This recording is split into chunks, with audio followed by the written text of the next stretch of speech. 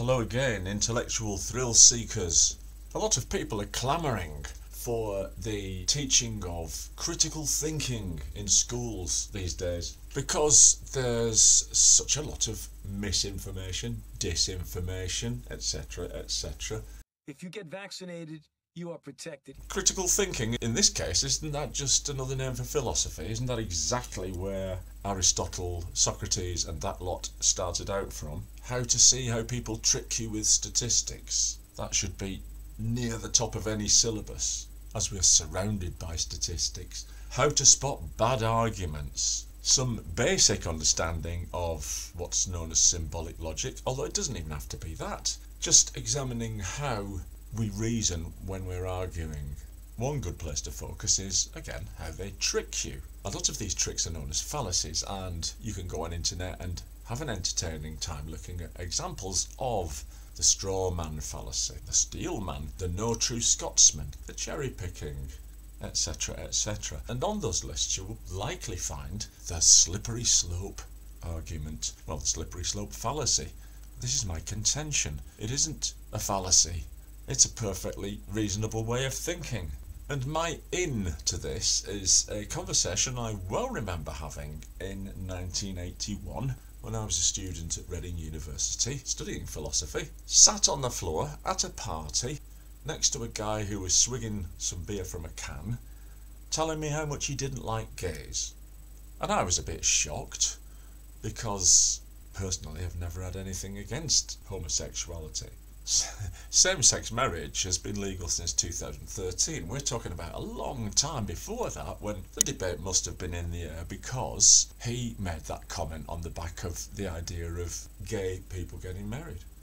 I hadn't really thought about it. I suppose my position is I'm anti-marriage. I don't care if they're gay or not, but that's just a personal point of view. But when I asked him why, he said, well, if they allow gay marriage, you just open the floodgates, won't you? Then there'll just be sex everywhere. People will get into trios, prostitution will be allowed, pornography will flourish, blah, blah, blah, blah, blah.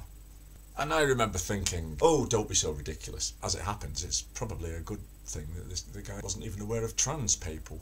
I happened to be living with a trans person at that time. Lord only knows what such an addition would have done to this fear of a future run wild with gayness. However, I did say I think it's not a fallacy because he was right. Well, he wasn't exactly right, but let's have a look at some examples. When I was researching this, I did find somebody who was in agreement with me, and it's a chap who I've come across before called Academic Agent, who has a pretty interesting YouTube channel. Now, in addressing this issue, his first take is Mary Whitehouse, who campaigned against pornography. In fact, what we saw is excessively campaigning against even maybe scantily clad women in Benny Hill episodes, etc. She didn't want to have any of that.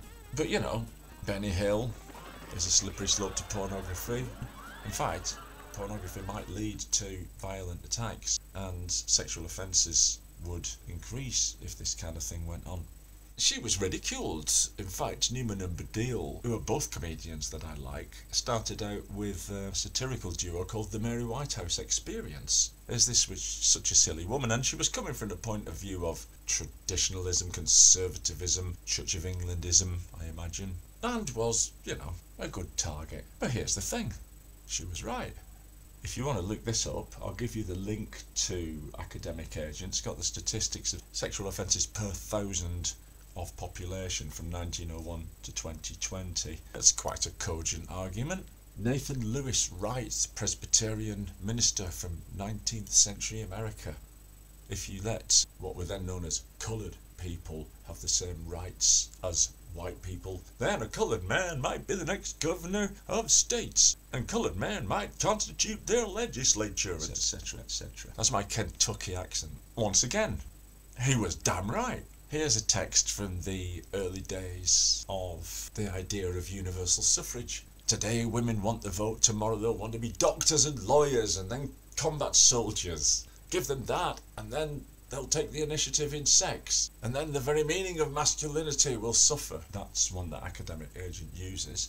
And we could go through that, couldn't we? There's a checklist there and everyone is right. Everything came true. I don't like them putting chemicals in the water that turn the friggin' frogs gay.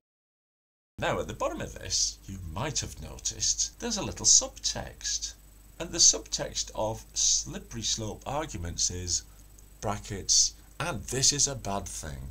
So steering clear of value judgments, if such a thing is humanly possible. Let's have a look at some examples of the slippery slope fallacy brought to us by the webpage of Practical Psychology. Now remember, these are supposed to be fallacies. Here's the very first one. Internet privacy. If we allow the government to access our data for national security, soon they'll be spying on our conversations and activities. Well, excuse me. So I had to check the date here. Unbelievably, this is from 2023. So this isn't the very beginnings of the internet, when such thoughts were the stuff of crackpots. Next one, soft drinks and health. If you start drinking 1 soda a day, soda being American, everyone, meaning fizzy drink, you'll become addicted and eventually suffer from obesity and diabetes. Well, hang on again. One thing that academic agent points out in his video is that he thinks the missing link in the logical argument is influence, some kind of promotion, some kind of almost advertising of things. And here we find ourselves in an era when people who are morbidly obese have been celebrated for being healthy. It's Orwell-esque. The question, I suppose, is, did it all start with 1 Coca-Cola a day? The next topics we go through are video games. Violent video games will desensitise you to violence. I'd like to see the stats on that. One of my favourites, if we legalise marijuana, then people will start pushing for the legalisation of harder drugs like cocaine and heroin. They're all quite interesting topics. I'd like marijuana to be legalised, and my answer to, and then you'd have to legalise all the others, would be, yeah, so what? I'm not sure about legalising, but, decriminalising. But the little explanations underneath it, this argument assumes that legalising one substance will automatically lead to the push for legalising. It's quite reasonable, isn't it? I've often said, as I am in favour of legalisation of marijuana, people would use this argument, and I'd say, well, you go and have to speak to the people who want to legalise cocaine then. It's nothing to do with me.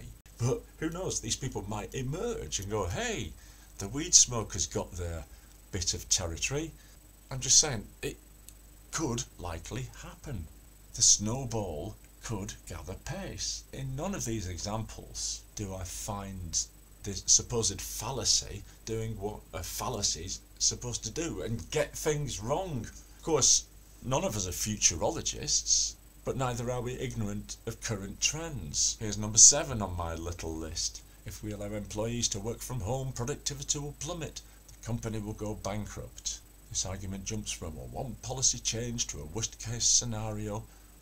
There they are explaining why that's a stupid thing to think, while the latest reports have been that companies are trying to get people back into the offices. So it wasn't stupid. If we allow facial recognition technology for security, it'll only be a matter of time before the government uses it to surveil us constantly. What a ridiculous thing to think.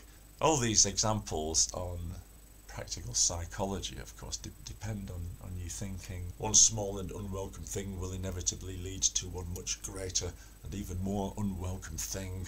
Almost overnight, I suppose that's the idea. Of course, if we take a more geological view of human history, we can see that these trends do occur, and they don't announce themselves with a flourish at the beginning. They start small, they end big, and so what? It's the world in which we live. I can remember the big kerfuffle about women priests at the time, the famous quote about the dog standing on its hind legs by Johnson. Again, I take the Bill Hicks line, I'm not really interested in priests. If you tell me there's one with 8 eyes and a trunk, I might go and have a look. Another interesting playground was the comments sections on these YouTube videos about the slippery slope. Here's one from Wireless Philosophy called Critical Thinking Fallacies. Contains a lot of people in the comments pointing out that if it's, well, here's one, if it's true sometimes, how can we call it a fallacy? And on a troll through of what the internet's got to say about this, of course, we find a lot of people commenting on defences of what used to be called paedophilia or even bestiality. I don't know how many people actually exist that now put up a defence for these kinds of activities. But I suppose one is enough to make the argument. And the famous clip from Bill Maher astounded that Dennis Prager was suggesting that some people claim that men can menstruate. Men can menstruate is a lie, and that is what is said. Yes. Wait, where did that... You never heard it, right? Okay. Check it out, folks. Check it out. Anyone who says a man cannot menstruate is considered transphobic. I missed this whole story. You did? I did. I agree. Now tell me where are you getting this? Just Google it. Can men menstruate? Who is saying this? You're talking about a very small percentage. Oh, really? Then how do you allow men, biological men, to run against women in the races in Connecticut and set all the high school records? Okay, but that's... they're called men. No. The Nation magazine said they're women. Okay, but I would agree with you on that. Even Martina Navratilova came out and said this is ridiculous. You might as well not have women's sport. This is a far cry from saying men can menstruate. I agree. But that's not where anyone went with that, but you. Not true. Okay. At the University of Berkeley men's room, tampons are given out. Check it out. UC Berkeley men's rooms have tampon dispensers. Would you say, that's Dennis, probably because men are pussy whipped and their girlfriend said, "Go get me a tampon." That's why. Why did I say that wasn't under you said that we think that men menstruate and no one does. We never. Have you heard about it? I'm a doctor. I missed that one. I confess. And this is one of the premier reporters. He knows everything. These people are very. He's a doctor. Okay. He's one of the great. A friendly bet that the LGBTQ normative statement is men can menstruate. And that was one that Mr. Maher had to backtrack on. I think I've got enough evidence now to suggest that when the slippery slope argument is proffered, it's not always a bad argument.